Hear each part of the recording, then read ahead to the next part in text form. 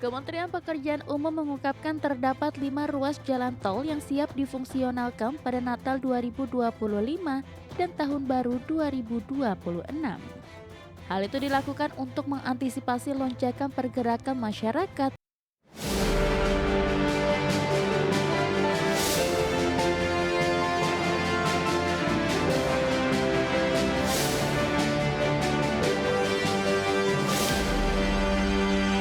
Kementerian Pekerjaan Umum mengungkapkan terdapat 5 ruas jalan tol yang siap difungsionalkan pada Natal dan Tahun Baru untuk mengantisipasi lonjakan pergerakan masyarakat pada akhir tahun. Jaringan jalan tol di Indonesia juga telah dilengkapi dengan 136 tempat istirahat dan pelayanan.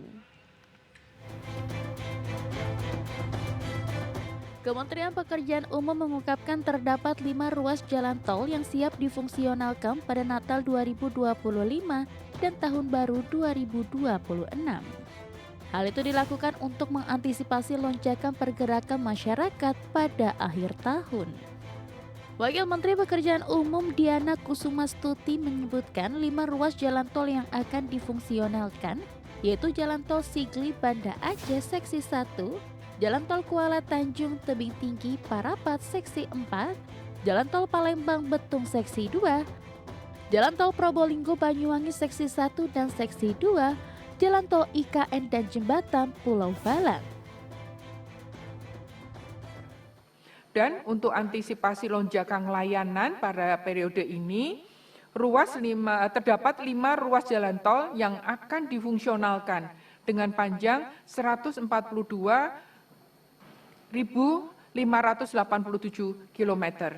Nah, 142 km dan 142 km.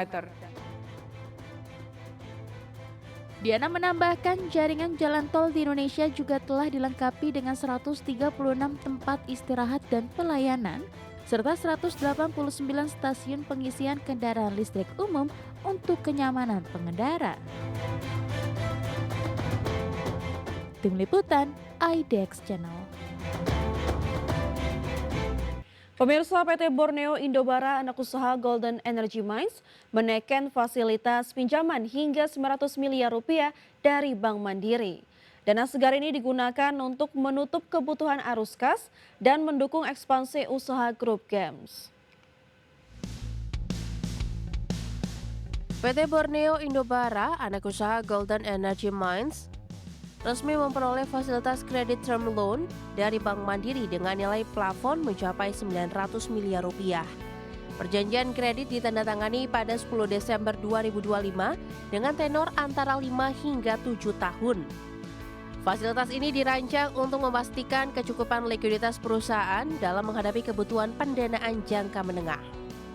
Sekretaris Perusahaan GEMS, Sudin SH menyebut pinjaman tersebut digunakan untuk memenuhi cash flow gap dalam rangka pengembangan usaha serta kebutuhan umum perusahaan dan grup.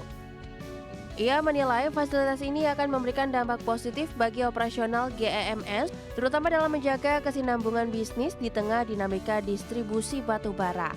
Keberadaan pinjaman jangka panjang ini juga diharapkan memperkuat stabilitas keuangan perusahaan. Adapun hingga 30 September 2025, outstanding utang berbunga GEMS tercatat mencapai 2,64 triliun rupiah yang terdiri dari utang jangka pendek 2,26 triliun rupiah dan utang jangka panjang 377 miliar rupiah. Meski tekanan utang jangka pendek cukup besar, GEMS masih memiliki posisi kas dan setara kas lebih tinggi, yakni 2,89 triliun. Dengan tambahan fasilitas kredit ini, perusahaan berharap mampu menjaga struktur keuangan tetap solid serta memperkuat rencana ekspansi jangka panjang. Berbagi sumber, IDX Channel.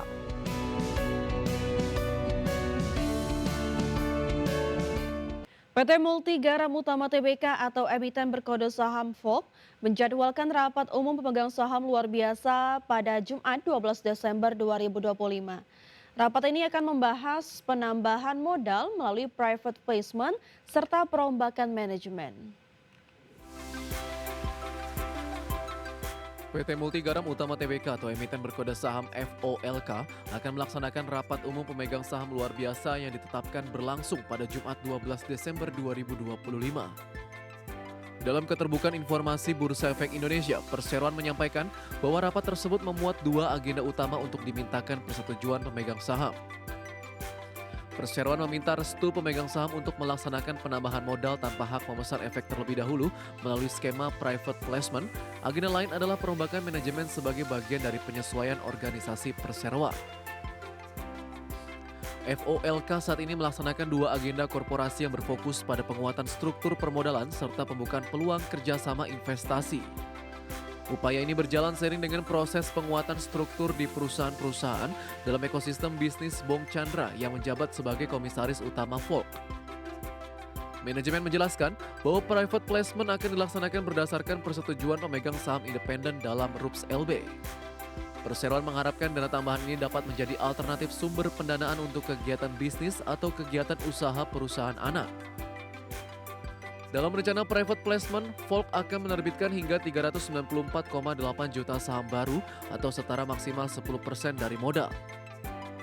Dana hasil penerbitan akan difokuskan untuk pengembangan portofolio bisnis strategis termasuk Volkatif Finvolk, DR Shop, USS Networks, R66 Media Auto Spector, dan Sequoia Hills serta untuk memperkuat permodalan perusahaan.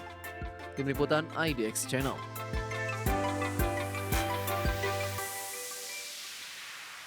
PT Waskita Karya Tbk menandatangani perjanjian gadai rekening senilai Rp221,45 miliar sebagai bagian dari pemenuhan syarat penerbitan bank garansi.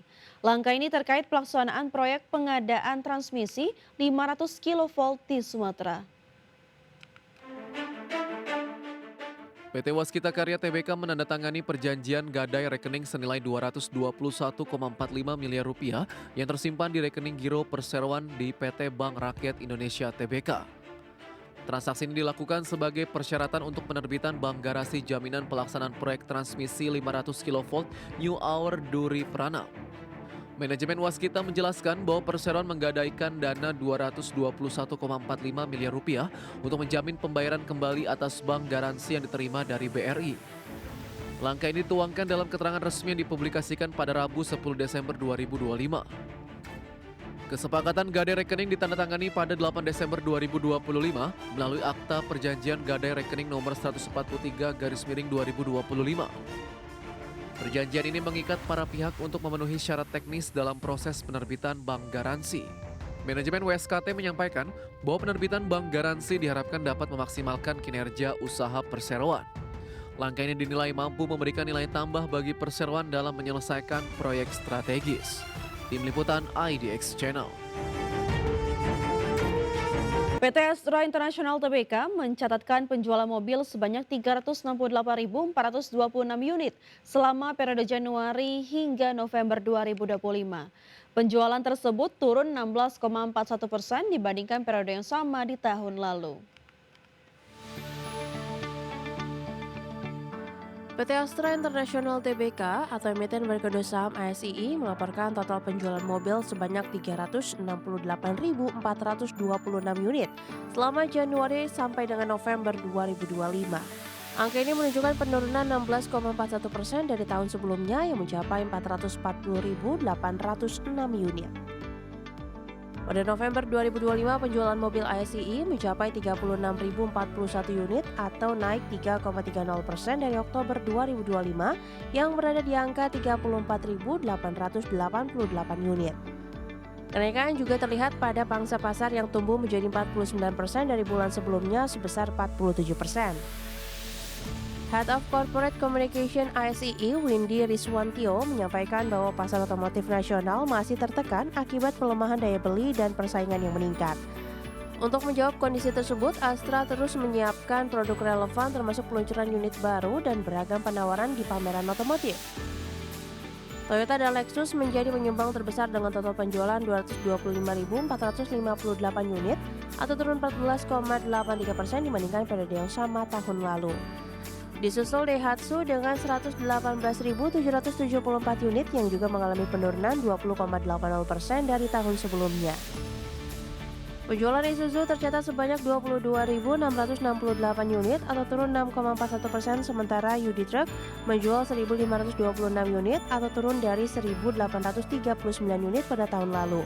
Di sisi lain, penjualan mobil non-Astra hingga November 2025 mencapai 341.661 unit atau turun sedikit dari 343.982 unit pada periode Januari hingga November 2024. Tim Liputan, IDX Channel.